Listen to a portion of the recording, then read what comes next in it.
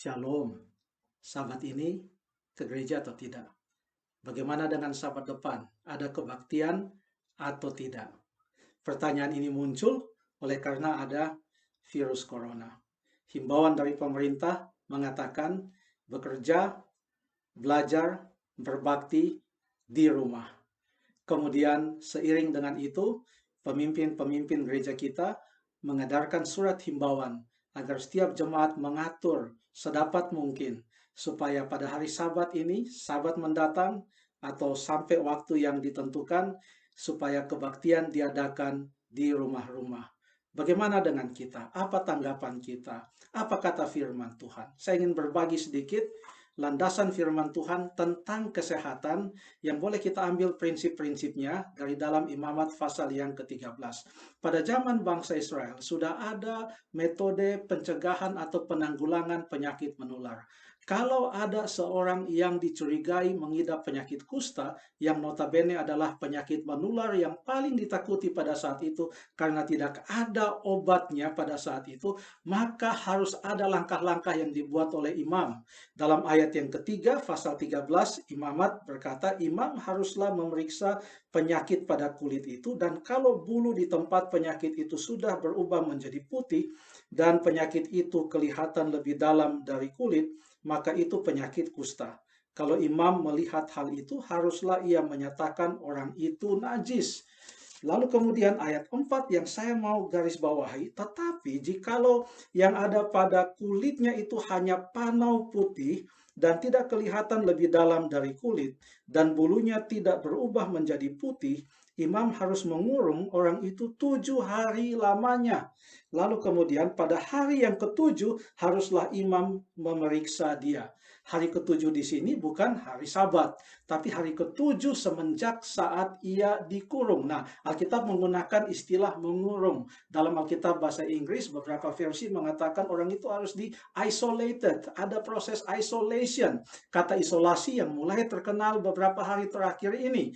Nah, apa tujuannya? Supaya diobservasi selama 7 hari, apakah ini positif kusta atau negatif kusta, menular atau tidak menular. Lalu kemudian dikatakan, ayat yang kelima, pada hari yang ke-7 haruslah imam memeriksa dia. Bila menurut penglihatannya penyakit itu masih tetap dan tidak meluas pada kulit, imam harus mengurung dia 7 hari lagi untuk kedua kalinya. Kok 7 hari lagi untuk kedua kalinya? Untuk betul-betul memastikan positif atau negatif. Nanti diadakan tes yang kedua di penghujung dari 7 hari itu. Jadi total 14 hari ia diisolasi untuk observasi keadaan orang tersebut. Lalu kemudian ayat ke-6, kemudian pada hari yang ke-7, yang adalah tentu untuk 2 minggu hari ke-14, imam harus memeriksa dia untuk kedua kalinya.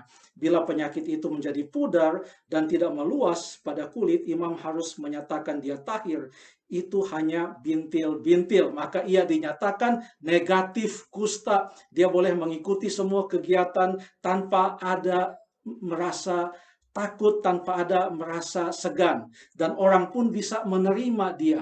Apa aplikasinya untuk kita sekarang ini?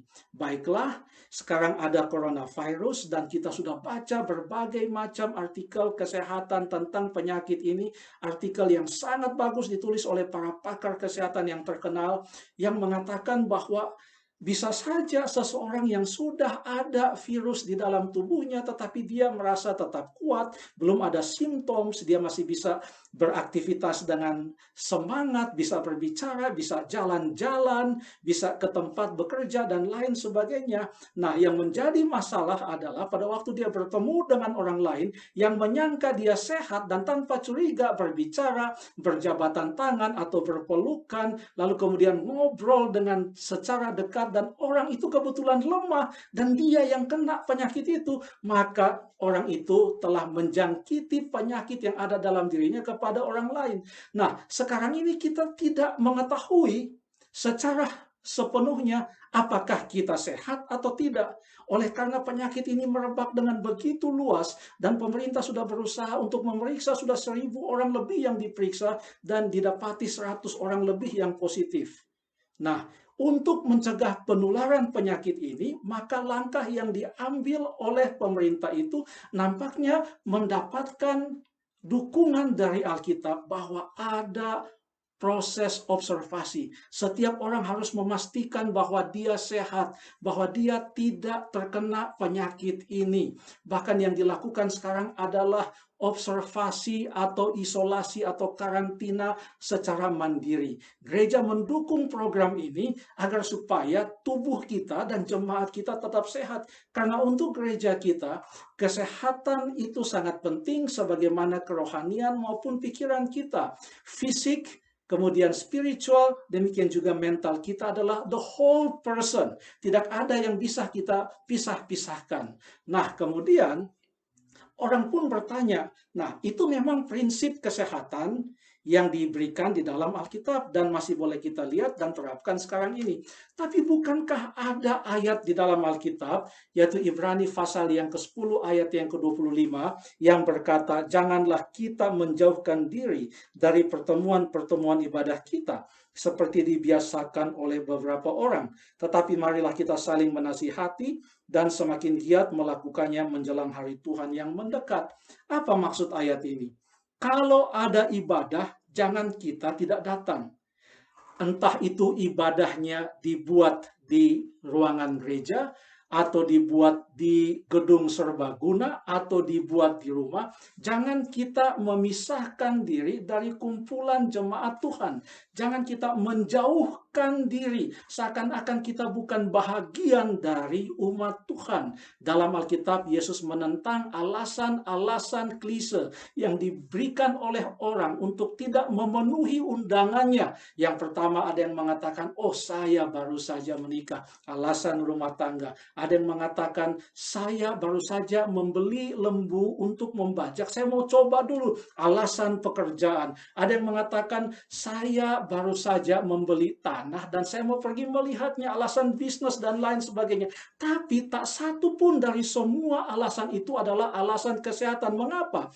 Karena orang yang penyakit kusta tidak mungkin akan diizinkan masuk ke dalam acara-acara ibadah pada saat itu, tidak mungkin akan diterima di dalam acara-acara pesta pernikahan pada saat itu, karena Alkitab berkata di dalam Imamat 13 ayat 45 dan 46, orang itu tidak boleh tinggal dengan masyarakat. Dia harus berteriak, najis, najis, supaya orang tahu ada penyakit menular di sana. Supaya jangan sampai orang lain tertular dengan penyakit kusta tersebut. Sampai nanti dia sembuh. Itulah sebabnya pada waktu Yesus menyembuhkan ke-10 orang kusta, Yesus katakan kepada mereka untuk menunjukkan diri mereka kepada para imam. Kenapa?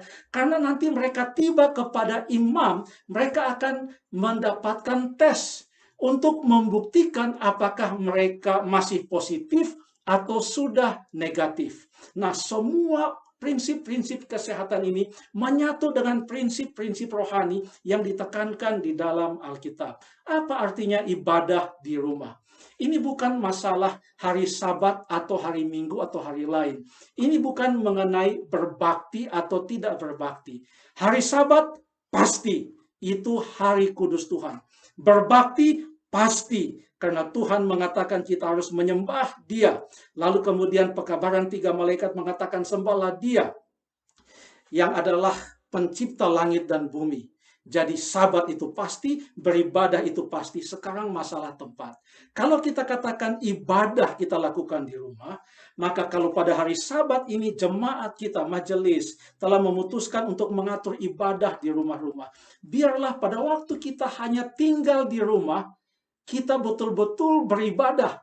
Ada menyanyi, kita boleh membaca firman Tuhan, Bible study, ada yang boleh membagikan firman Tuhan, ada kesaksian, anak-anak boleh dilibatkan untuk menyanyi mungkin, kemudian ada lagu spesial dan lain sebagainya, supaya betul-betul itu adalah memang hari perbaktian, hari ibadah, di mana kita merayakan Sabat sebagaimana biasa, tetapi karena ada hal yang berkaitan dengan kesehatan, dengan sanitasi, dengan penanggulangan penyakit menular, kita sementara melakukan ibadah itu di rumah. Sabat ini, bila mana kita ada tinggal di rumah, biarlah kita melakukan ibadah sebagaimana biasanya.